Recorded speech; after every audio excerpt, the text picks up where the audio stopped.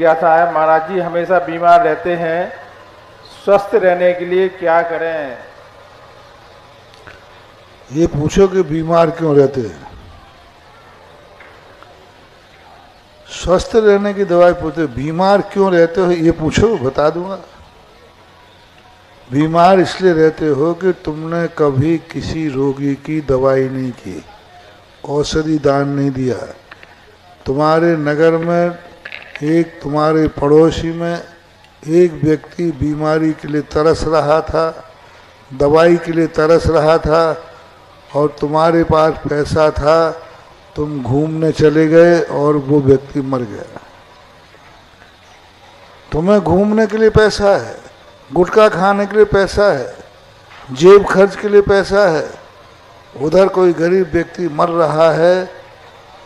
और उस समय मैं तो हमेशा कहता हूँ, जब आप मौज मस्ती या ऐशो आराम करने का भाव आवे, उसके पहले अस्पताल में फ़ोन करके पूछ लेना, भाई कोई मरीज दवाई के कारण मर तो नहीं रहा है। यदि मर रहा है तो आप घूमना छोड़ दीजिए और मरीज को उठा लीजिए, जाओ आप कभी बीमार नहीं होगे। और तुम्हें मालूम है कि कोई व्यक्ति दवाई के बिना मर रहा है और तुम घूमने जा रहे हो। एक माँ निपुती हो रही है, एक स्त्री विधवा हो रही है, एक बच्चे अनाथ हो रहे हैं और तुम घूमने के लिए जा रहे हो। आवश्यकताओं की नहीं कह रहा हूँ कि आप अपनी आवश्यकताओं को दे करके मरीज की दवाई करें। आप जो अय्यासी करने जा रहे हैं, घूमने जा रहे हैं, लाखों रुपया बर्बाद कर रहे हैं, उस 1 लाख रुपए में एक माँ निपुती होने से बच सकती है, एक स्त्री विधवा होने से बच सकती है, बच्चे अनाथ होने से बच सकते हैं उस 1 लाख रुपये। और तुम्हें कुछ नहीं, जाकर होटल में जाकर के 4-5 दिन में 1 लाख रुपया मिटा के आ जाओगे, नुकसान ही आता है। तो ऐसे जो लोग करते हैं, कभी भी किसी बीमारी पर दया भाव नहीं आते, इसलिए ऐसी दशा होती है कि बीमारी बनी रहती है। थोड़ा हम सदा कहते हैं, पहली बात तो स्वस्थ व्यक्ति को सदा किसी ना किसी रोगी की 1 दिन दवाई जरूर कराना चाहिए। दूसरा व्यवस्था मैं बनाता हूँ, जो व्यक्ति जिस बीमारी से ग्रसित है वो अपनी दवाई तो करावे, साथ में उस अस्पताल में एक गरीब की भी दवाई करावे। आप जिस बीमारी से आपको है, जो भी बीमारी आपको है, आप डॉक्टर के पास जा रहे हैं, अपनी दवाई कराइए और डॉक्टर से कहिए, डॉक्टर साहब आपकी अस्पताल में यदि कोई ऐसा मरीज आवे जिसके पास पैसा नहीं है और उस कारण से वो दवाई, तो मेरी शक्ति ज़्यादा तो नहीं है, लेकिन एक मरीज को दवाई मेरी तरफ से दे देना। एक मरीज को नहीं कर सकते हो तो जितनी देर तुम इलाज कराओ उतने दिन तक एक गरीब की दवाई कराओ। उतना भी नहीं कर सकते हो तो तुम अपनी दवाई जिस डॉक्टर के पास जाओ, 1 दिन की दवाई किसी गरीब को मेरी तरफ से दे देना, जो बीमारी मुझे है। देखो फिर वो दवाई तुम्हें कितनी फलती है।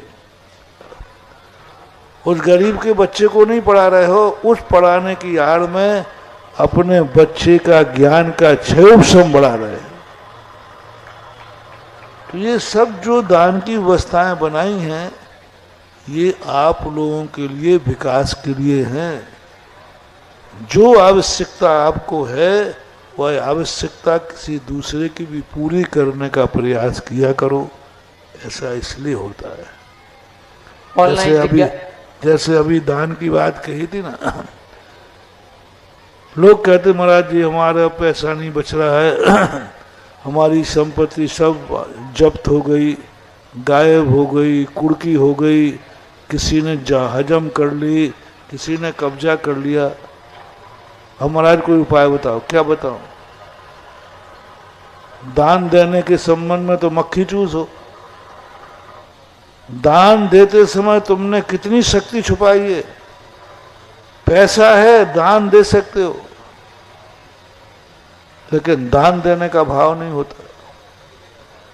इतने मकान हैं कि दुश्मन कब्जा कर रहा है, लेकिन एक मकान मंदिर को दान देने का भाव नहीं आ रहा। जमीनें पड़ी हैं, दूसरे कब्जे कर रहे हैं, लेकिन किसी कार्य के लिए देने का भाव नहीं आता। उधारी डूब रही है। कितनी डूब रही हो? ललितपुर में तो उधारी डूबने का है। उधारी डूब जाए, ऐसे लोग हैं जिनके लाखों लाखों करोड़ों रुपया उधारी में डूबे हैं। उन्होंने जिंदगी में 2 पैसा दान नहीं दिया, और बाद में मेरे पास आते थे, महाराज जी आशीर्वाद दो, हमारी उधारी पड़ी है, वो इतने रुपया दे नहीं रहा है। हम हंस जाते, मुस्कुरा जाते। मैंने कि बेटा मुझे बुद्धू समझ रखा है।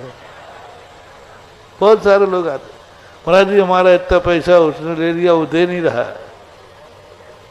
मैं समझ गया कि ऐसा क्यों हो रहा है। ऐसा इसलिए हो रहा है कि जो व्यक्ति दान के समय पर कंजूसी दिखाते हैं, शक्ति छुपाते हैं, उनका एक ना एक दिन धीरे धीरे विलय को प्राप्त हो जाता है, पुण्य क्षय को प्राप्त हो जाता है। उनके बाप दादे करोड़पति थे, उनके बच्चे और पोते रोड पे आ जाते, खाने को नहीं बचता। तो कारण के संबंध में भी विचार करो। बीमारी की दवाई तो मांग रहे हो, लेकिन ये पूछो कि मैं बीमार क्यों हुआ हूं। ऑनलाइन जिज्ञासाओं के पश्चात जिनवाणी चैनल, सुधा कलश चैनल और आदिनाथ चैनल के समक्ष विराजित सभी गुरु भक्तों